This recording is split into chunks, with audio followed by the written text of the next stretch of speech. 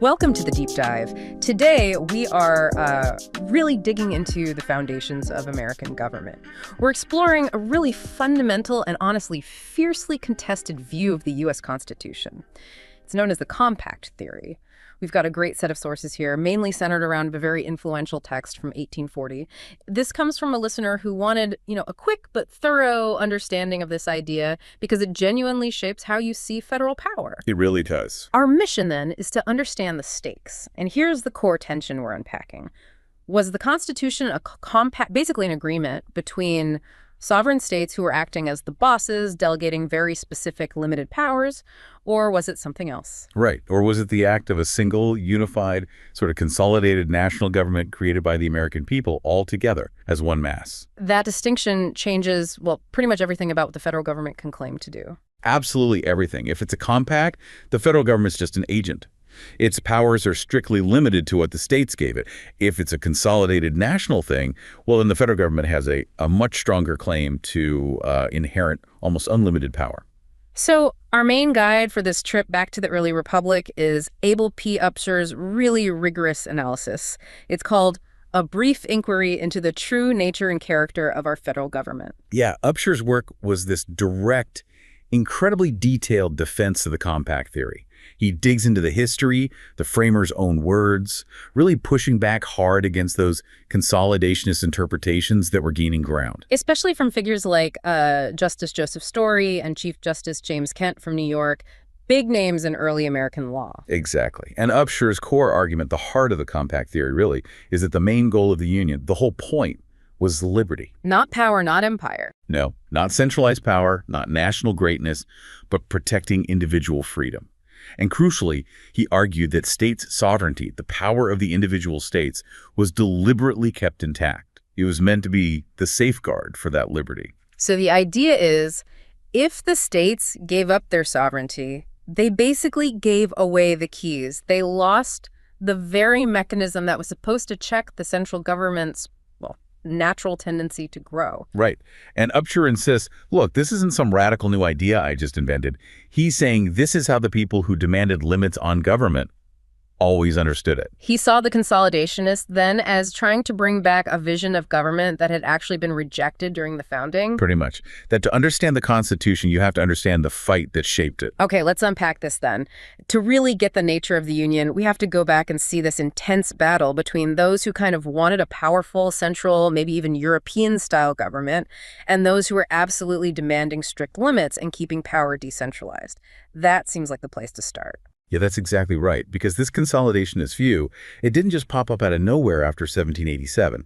Its roots are right there in the earliest debates, back in the Federal Convention itself. Oh, really? Yeah, the sources point out there was this, maybe small, but definitely influential group, big names, smart guys, who actually wanted to set up a government that looked a whole lot like the English monarchy, minus the king and the hereditary part. That's critical context. So it wasn't just arguing over phrasing. It was a fundamental disagreement about whether America should copy Europe's centralized power or consciously reject it. Exactly. And we see hints of this ambition.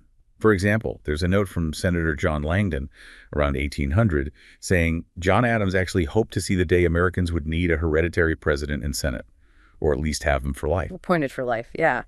And Alexander Hamilton, he was known to favor a very strong, almost monarchical executive, too. And those early Federalists, Upshur points out, often tried to blur the lines, to make the administration in power seem like it was the government itself. Right, merging the temporary office holders with the permanent structure. Mm-hmm. And Jefferson noted that Adams' time in England kind of convinced him that you needed that glare of royalty and nobility for a stable government. Exactly. So when figures like Justice Story, who gets on the Supreme Court in 1811, start pushing this broad nationalist reading of the Constitution, Upshur sees them as trying to finally achieve a political goal that the majority of Americans who were committed to liberty through decentralization had actually defeated back in the 1780s. So this is what Upshur calls the great vice of that Federalist faction, wanting to dress up the federal government in almost kingly powers. That's the term he uses, and he counters it by just pointing to the ratification process itself. He says the states carefully and resolutely reserved the great mass of political power to themselves. The powers they handed over were few, general, clearly spelled out. While the powers kept back were meant to cover their original and inalienable sovereignty. Right. And if you accept that premise that the states meant to keep most of the power, then you have to grapple with this distinction James Madison made, which is absolutely central to the compact theory. A delegated power is not the same as a surrendered power. Explain that difference. It sounds crucial. It's the bedrock legal idea here. Think of it like this. The states are the principals, the bosses. The federal government is the agent they hired to do specific jobs. Okay. The powers the federal government has are just derived, they're secondary. It's purely an agency relationship. But the powers the states have, those are original. Upshur hammers this. The states delegated certain powers, not to make the feds big and powerful, but only to protect the rights and the sovereignty of the several states. So the federal government is just an agent hired by these sovereign states for mutual convenience and safety, nothing more. According to this theory, yes, it's nothing more than that. Maybe we should quickly pause on Story and Kent. For someone listening who isn't, steeped in 19th century legal history, why were they so important in this debate? What role did they play? That's a really good point. Justice Joseph Story especially, through his big Supreme Court rulings and his massive book, Commentaries on the Constitution from 1833, he became the main academic voice arguing that the U.S. was a single, consolidated nation right from the Revolution. So he believed in a loose interpretation of the Constitution. Very much so, giving the federal government implied powers, whatever was necessary and proper, to build a strong national identity. And Kent, writing similar influential books, backed him up. Upshur saw their interpretations as basically revolutionary, a complete U-turn from what he believed the founders intended, which was limited government. So the stakes were, literally the entire direction of federal power going forward. It makes sense then why Patrick Henry would say, back in the Virginia ratification debates, "Liberty, sir, is the primary object. Liberty, the greatest of all earthly blessings. Give us that precious jewel, and you may take away everything else." Yeah, the memory of the revolution was still incredibly vivid then. They fought those battles. Upshur stresses for the liberty of the people in their states, not to build some great and mighty empire. The idea was they weren't sacrificing one iota of the essential sovereignty of the states when they formed the Union. Right. Upshur argues if the Union had been presented as something that would destroy state sovereignty, it would have been dead on arrival, rejected immediately. Okay, that sets the stage perfectly for looking at the history. If the goal was state sovereignty and liberty, then the consolidationists must have had to, twist the historical record a bit. And Upshur says that twisting starts even before the Constitution. Exactly. The first move for people like Judge Story, who wanted to argue for strong federal power, was basically to erase the idea that the colonies were separate political entities before 1776. They tried to argue the U.S. was already a single consolidated nation from the get-go. That the colonists were, what was the phrase? For many purposes, one people, even under British rule. That's the one. They tried to build a case that this unity existed even before the Declaration of Independence. Okay, so what evidence did Story actually use to back that up, that they were already one people? Well, he pointed to a few things that, on the surface sound kind of convincing. First, all the colonists were subjects of the same British king. Okay. Second, any colonist could basically move to another colony, live there, inherit land there. There was a kind of common right. Right. And third, all their trade, their commercial dealings were regulated by the same British laws, by Parliament. So Story argued, look, common king, common rights, common economic rules, they were already basically unified. But this is where Upshur just tears that argument apart, right? He says Story's completely misreading why those things were true. Completely. Upshur's counter is really effective because he attacks the whole premise. He says, look, those facts, common king, common rights, common trade laws, those are just side effects of being colonies. They're incidents of dependence on Britain. So they show a relationship with London, not necessarily a relationship between the colonies themselves. Precisely. The unity flowed vertically, like you said, from Britain down, not horizontally between Massachusetts and Georgia. That makes sense. And Upshur uses this great example to show how weak the argument is. He says, okay, if sharing a king makes you one people, then shouldn't the people in Jamaica or Canada also be one people with the Americans? Yeah. They have the same king, often similar rights under the empire. Nobody would argue that. Right. Upshur says no one would seriously think that, but that's the logical conclusion if you follow Story's reasoning.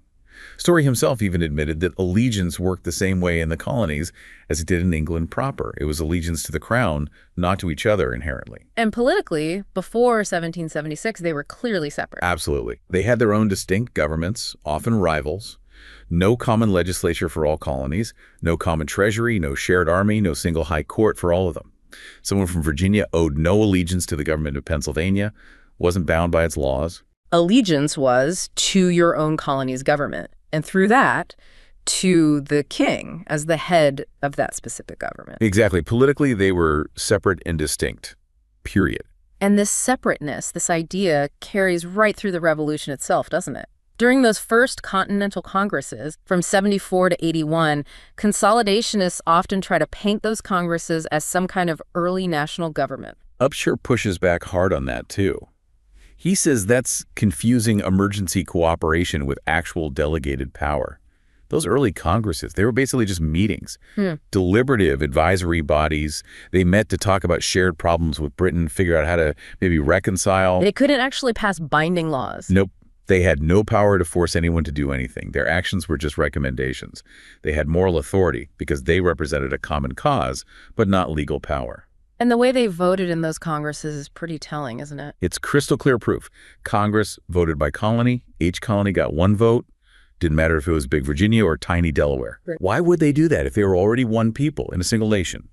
That equal voting setup screams that they were acting as separate equal entities trying to coordinate. And then the Declaration of Independence itself, when they finally broke away in 1776. The document itself underlines their separate status. It's the unanimous declaration of the 13 United States of America.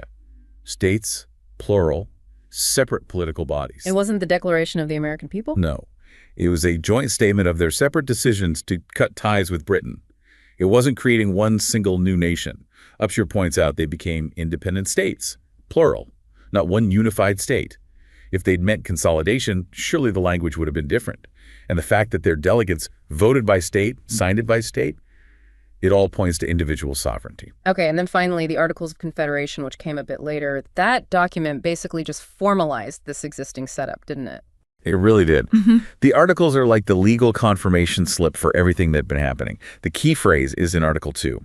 Each state retains its sovereignty, freedom, and independence. And Upshur focuses on that word, retains. Immensely. His point is simple. You can't retain something you didn't already have. So this proves they had sovereignty, freedom, and independence before the articles were even ratified. So the Confederation wasn't a nation, it was more like a treaty organization? Essentially, yes. A formal league or alliance between sovereign partners.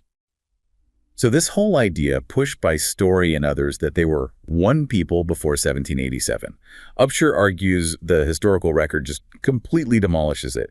It shows 13 distinct political groups acting separately for a common goal, and only later agreeing to hand over very specific limited powers for practical reasons. Okay, so now we get to the big moment, the 1787 convention. We've established the baseline, 13 distinct sovereign states, linked by a pretty loose agreement under the Articles. The huge question now is, did the Constitution fundamentally change that? Did it scrap the sovereign states and create one consolidated nation? And Upshur argues the way the convention even came about proves the states were still acting as sovereigns, controlling the whole thing. Exactly. This is a point consolidationists tend to gloss over. How did the 1787 convention start? Was it some big national popular movement? No, it sounds like it was state-driven. Entirely.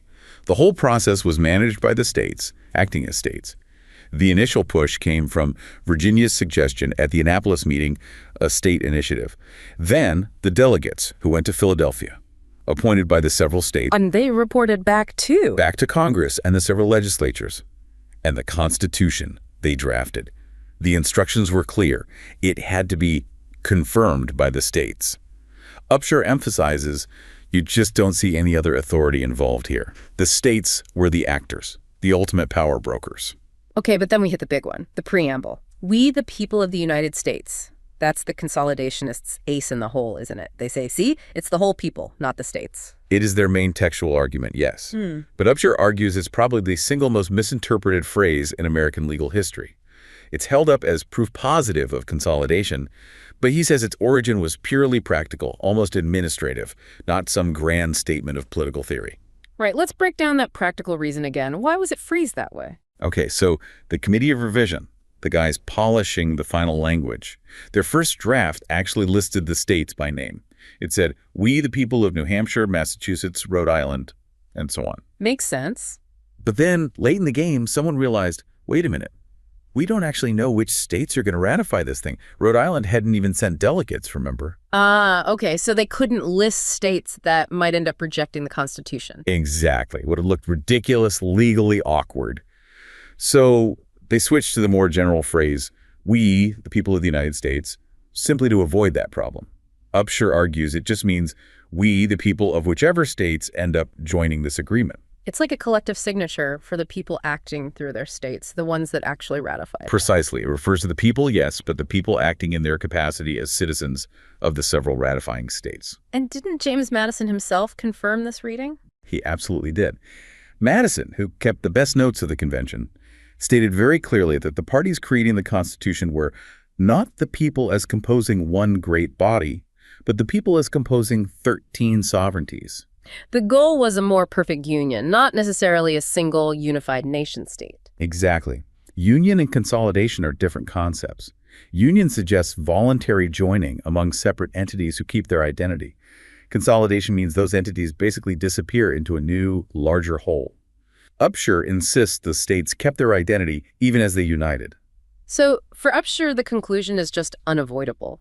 The Constitution was made by the sovereign states acting separately, therefore it must be a compact. That's the core logic. Okay. Sovereign states, when they deal with each other, they do it through compacts, treaties, alliances. They don't just casually merge into one new government. And importantly, the founders themselves use this language. Washington, Hamilton, Madison, Jefferson, they all referred to the Constitution as a compact between sovereign states. Even Hamilton, the guy who wanted a stronger central government. Even Hamilton. In the Federalist Papers, he calls the Constitution a compact, and explicitly says 13 independent states are the parties to the compact. Wow. Okay, so if it is a compact, what does that mean for how we should interpret it? Especially parts that might be unclear. It changes the whole approach. It sets the fundamental rule for interpretation. Upshur argues, look, sovereignty is the absolute last thing any nation gives up willingly. So you can't just assume the states meant to consolidate and give up their sovereignty. The burden of proof is on the consolidationists. Right. They have to show with the clearest proof the consolidation was intended. And if any part of the Constitution is ambiguous, Upshur insists you must lean against consolidation and in favor of the states' rights.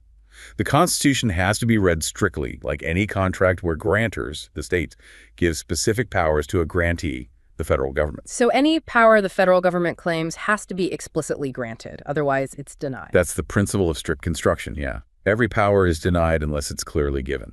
I can almost hear the counter-argument, though. Someone saying, well, defining it as just a compact makes the government too weak, it can't act effectively on the world stage, can't protect the nation properly. How does Upshur handle that need for, effective government? He'd say effectiveness and unlimited scope are two totally different things. The powers the federal government was granted, even though they're specific and limited, are supreme within their designated area. The danger for Upshur and others like him wasn't that the government would be too weak to do its job. The fear was it would be too strong, too grasping. Exactly. They feared government oppression far more than government weakness. They believed you could have a vigorous, effective government that was still strictly limited. Because protecting liberty by keeping power close to the people in the states, that was worth potentially sacrificing some, hypothetical efficiency you might get from a massive central authority. Okay, so Upshur doesn't just rely on history and intent. He argues the very structure of the government created by the Constitution proves it's a federative system, a system of states, not a consolidated national one. These structural arguments might be the most convincing. Let's start with Congress. Right. The design of the legislative branch, with its two houses, is key evidence for the compact view. If this was supposed to be one single consolidated nation, you'd expect both houses of Congress to represent the people directly, based purely on population. But that's not what we have. The Senate is the obvious example of the state's role. Right? Absolutely, the clearest proof. The Senate is designed to be purely federative. Equal representation, every state gets 2 senators, no matter how big or small. And originally, they were chosen by the state legislatures themselves, acting like ambassadors for their sovereign states. That equal representation for states as states, that's the ultimate structural guarantee against being just like administrative provinces. It is. It ensures the states remain as distinct political entities at the heart of the federal government. But what about the House of Representatives? Consolidationists always point their representation is based on population. That looks national. It's definitely the less federative House. Upshur concedes that. But he argues it's still not truly national in the consolidationist sense. Why? Because crucial elements of the House still depend entirely on the states. Like what? Well, for instance, who gets to vote for members of the House? The states decide that. The Constitution basically says voters for the House must have the same qualifications as voters for the most numerous branch of the state legislature. The federal government has no power to set its own voter qualifications. Ah, so the states control access to the federal ballot box, in a way. They do. Also, representatives represent the people of their state. And critically, Upshur points out, there's nothing in the Constitution stopping a state from simply deciding not to send representatives. The federal government couldn't force them. That dependence shows the state is still the fundamental unit. That makes sense. The state remains the constituent part, even in the people's house. Exactly. And maybe most importantly, the ultimate check is always the Senate. Since the Senate, representing the states equally, has to agree to every single law, the states retain a complete veto, a complete check, on any legislation they think harms their interests or steps on their reserved powers. So if it were truly consolidated, the people as a whole would control voting rules, representation, everything. But they don't. They don't. The states remain central. Okay, let's move to the executive branch. The presidency, often seen as the symbol of national unity, right? The one figure representing the whole country. Seen that way, yes. But Upshur argues the way we choose the president proves it's fundamentally a federative office, not a national one. Because of the Electoral College. Exactly. The president isn't chosen by a direct national popular vote. He's chosen by electors, and those electors are assigned to the states. Each state gets electors based on its total number of senators and representatives. So it's weighted by state representation, not just raw population. Right. And this electoral college system, Upshur says, is the structural proof that the president is an officer chosen by the states acting in their corporate capacities, not by the aggregate mass of the national population. Can you remind us of that statistical point Upshur made? The one showing the president can win without the popular vote? Oh, yeah. That's a powerful numbers argument against the one people idea. Yeah. Upshur looked at the census data from his time, around 1830. He showed that because of the way electoral votes are distributed, giving even small states at least 3 votes because of their 2 senators, it was mathematically possible, even probable sometimes, for a candidate to win the presidency with a clear minority of the total national popular vote. How so? Well, he calculated that, say, the 6 largest states might hold a majority of the actual population, but the other 22 smaller states, together, could hold a majority of the electoral votes. Wow. So the system structurally prioritizes the states as distinct voting blocks over the national popular will. Upshur says this proves the count is by states as communities, not just by individuals adding up to one national total. That really does underline that the president is accountable to the federal structure in the states in a primary way. And look at how the president can be removed, impeachment. Who tries the president? The Senate. The Senate alone, the representatives of the states. Upshur finds this perfectly fitting. Only the body representing the entities who essentially hired the president should have the power to fire him. It reinforces that he's the officer of the federated states, not just the leader of the whole population. Okay. History, intent, structure of Congress, structure of the presidency. What's the final nail in the coffin for the consolidationist argument, according to Upshur? The ultimate proof that states kept their sovereignty. It's the power to change the Constitution itself, the amendment process. Right. Because amending the fundamental law, that's the highest act of sovereign power, isn't it? It absolutely is. It's the power to rewrite the rules of the game. Now, if the Constitution had been created by the American people acting as one single body, you'd expect that same single body to be able to amend it, maybe by a simple majority vote nationally, or perhaps a supermajority of all voters. But that's not how it works. Not even close. To amend the Constitution, you need ratification by 3/4 of the several states, acting either through their state legislatures or through special state conventions. Not 3/4 of the total population. No, 3/4 of the states as distinct political entities. And this, Upshur argues, creates a huge problem for the consolidation theory. It's a major anomaly. The question becomes, If the states supposedly gave up their sovereignty when they ratified the Constitution back in 1788 or 1789, why do we have to call them back into existence as sovereign actors every time we want to amend the document? Exactly. Why are the states required to perform this highest act of sovereignty, adopting or rejecting changes to the fundamental law, if they aren't sovereign anymore? The fact that they must consent as states proves they retain that core element of sovereignty. And tiny states have the same power as huge states in this process. Right. Little Rhode Island or Delaware has the exact same veto power over a proposed amendment as California or Texas does today. That fact alone, Upshur would say, demonstrates the ongoing inherent sovereignty of the states as political corporations. They remain the principles in the agreement. Okay, so if we accept Upshur's argument, the government is a compact, states are sovereign principles, federal powers are strictly limited and delegated, we arrive at what has to be the most fought-over question in American history. Who gets the final say when there's a dispute? Who decides if the federal government has overstepped its boundaries? This takes us straight into what Upshur calls the agency problem. Yeah. And yeah, it really is the absolute crux of the whole compact theory versus consolidation debate. Let's use his kind of analogy. Imagine you hire a contractor, that's the agent, the federal government, to build just a small porch onto your house. Your house is the state. Now, should that contractor be the one who gets the final, unappealable decision on whether they did too much work, went beyond the porch plans, and overcharged you? Logically, no. I hired them. I should get to judge if they stuck to the contract. The principal judges the agent. Precisely. So, applying that logic, since the federal government is just an agent created by the states, the constituents, the principals, it makes no sense to let the agent be the ultimate judge of its own powers without any recourse for the principals who created it. So if the federal judiciary, which is just one branch of the agent government, gets to be the sole and final judge in all cases, what does that do to the idea of limited powers? It makes the limits meaningless. If the agent's own court decides the agent's powers, those powers effectively become universal, boundless.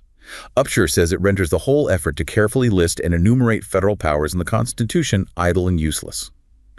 Why bother listing them if one branch of the federal government can just interpret them any way it wants? Now, I can practically hear the consolidationist response here, but you need a final umpire. Without the Supreme Court having the last word, you'd have chaos. 50 different interpretations, states defying federal law, anarchy. What's Upshur's answer to that need for a common judge? He doesn't deny the need for an umpire in certain situations. He argues the states did agree to a common umpire, the Supreme Court, but only for specific, clearly defined types of cases. Judicial cases. Right. Cases involving the rights of individual citizens under federal laws, or disputes between two or more states, or cases involving foreign diplomats. In those areas, the Constitution clearly gives the Supreme Court jurisdiction, and this decision is final because the states agreed to that in the compact.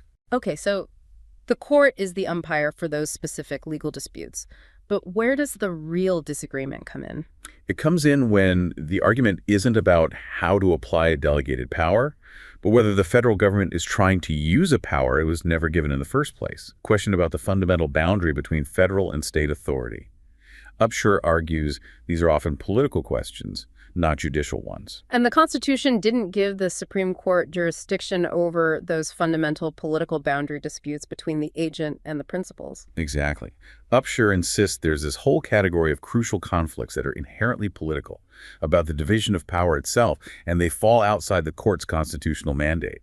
In these cases, involving a potential usurpation of power, the state, as a sovereign party to the compact, must have the right to decide for itself whether the compact has been violated. It retains that power because it never gave it away. Can you give some concrete examples of these political questions where Upshur says the state has to be the judge? Yeah, he lays out a few scenarios to show why the federal court can't be the only arbiter in these power struggles. First, think about the clause where Congress is supposed to guarantee every state a Republican form of government. What if Congress decides, say, Vermont's government isn't Republican enough, and passes a law to change it? Could Congress then force Vermont to argue the political definition of Republican before the Supreme Court? It seems absurd. That's a political judgment, not a legal one. Right. The court can't rule on the internal political structure of a sovereign state in that way. Yeah. Another example, the militia. The Constitution reserves the appointment of militia officers to the states. What if Congress passes a law trying to appoint those officers itself? A clear conflict over a reserved power. Exactly. If the state resists, can the feds haul the state into court to force it to give up a power explicitly reserved to it? Upshur says no, because the fight is over whether the power even exists at the federal level, not just how it's applied. And then there's the really stark example he used, especially relevant given the time he was writing, concerning slavery. Yes, the ultimate hypothetical for him to illustrate the danger of unchecked federal power, particularly for the South. What if Congress just passed an act declaring all slaves free? This would be seen as a massive violation of rights the states believed they had retained over property and their own internal affairs. In that kind of extreme case of federal overreach. In that case, the conflict isn't just between a citizen and the law. It's fundamentally between the state, acting to protect its citizens and its reserved powers, and the United States government, which is accused of breaking the compact. The citizen appeals to their state for protection. And the question becomes one between the principal, the state, and the agent, the federal government, over the terms of their agreement. Exactly. And for that kind of fundamental conflict, Upshur argues the federal court, being just a part of the agent, has no jurisdiction, no moral authority to make the final decision about the limits of its own creator's power. This is where that controversial idea of state interposition comes in, isn't it? Though Upshur might just talk about the state needing to decide for itself. Right. Interposition is basically the state acting in its sovereign capacity, stepping between the federal government's claimed unlawful action and its own citizens.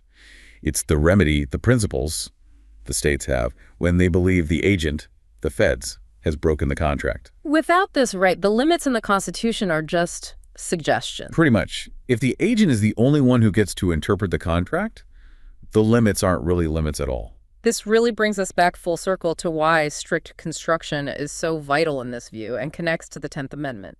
It absolutely does. This is like Upshur's final warning. He stresses that crucial difference again. State constitutions generally grant broad power, assuming the people keep everything not explicitly denied. But the federal constitution works the opposite way. Every single power is denied unless it is explicitly granted. And the 10th Amendment reserving powers not delegated to the feds, to the states, or the people wasn't just an afterthought. No. Upshur argues it was put there precisely to prevent the kind of loose, expansive interpretation of federal power that people like Story were pushing. It was meant to slam the door on the idea that Congress could just do whatever it thought was best or necessary, even if it meant using powers that weren't actually granted. Because if Congress can use any means it likes, even if those means involve powers that belong to the states, then, as Upshur puts it, it's a sweep of authority, boundless and unrestricted. If Congress can grab powers not listed in the Constitution just by calling them means to achieve some other listed end, then the whole idea of enumerated limit in powers collapses. The restrictions become nugatory and useless. and liberty is lost because the check is gone. Right. Especially, he argues, because free government is ultimately designed to protect minorities, particularly in a big, diverse country like the U.S. with different regional interests. The consolidationist system risks what he called the despotism of the worst sort. Yeah. If a simple national majority can pass laws that hurt a minority region, maybe for economic gain, and the only appeal is to a federal court that's part of that same central government, well, that's tyranny dressed up as democracy. When the majority rules without any real check from the constituent states, Upshur says bluntly, it is a cruel mockery to talk about the rights of the minority. So the only truly effective check, in his view, lies in maintaining the sovereign power and integrity of the states. That's the bottom line. Yeah. The federative principle itself, the division of power between the states and their federal agent, that's the real mechanism for protecting freedom. Not just checks and balances within the federal government itself. No, he saw those as important but ultimately just paper barriers. If the fundamental balance of power shifts, the real safety, the real check, comes from respecting the state governments as distinct political bodies, responsible to their own people and capable of pushing back against federal overreach. That division, that's the genius of the federative system. Hashtag tag outro. So wrapping this up, what we've seen through Upshur's detailed historical and structural arguments is that the compact theory presents the federal government as, fundamentally, a limited agent.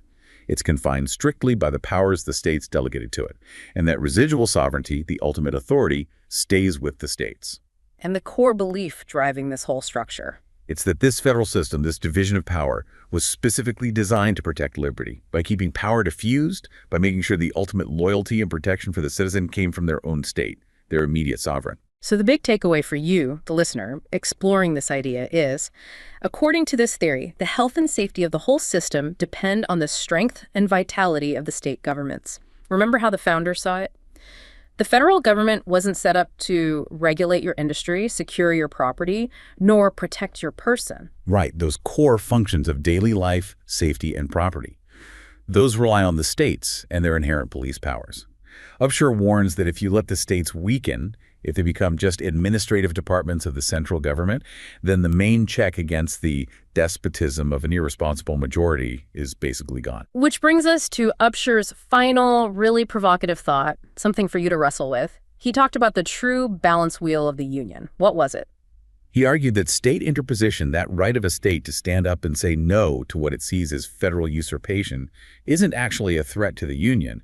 Instead, he called it the true balance wheel, the only effectual check on federal encroachments. So here's the question left for you to explore. If we allow the states to fade, to become, in his words, insignificant mere municipal corporations, just carrying out orders from Washington, how can that original federated principle possibly survive? And if that principle dies, if the central government becomes the sole judge of its own power without any real accountability to the states that created it, hasn't sovereignty already shifted? And what then guarantees the liberty that the whole system was supposedly designed to protect? Well, that's about all the time we have. You've been listening to the deep dive from Wake Up and Smell the Freedom, where ideas percolate.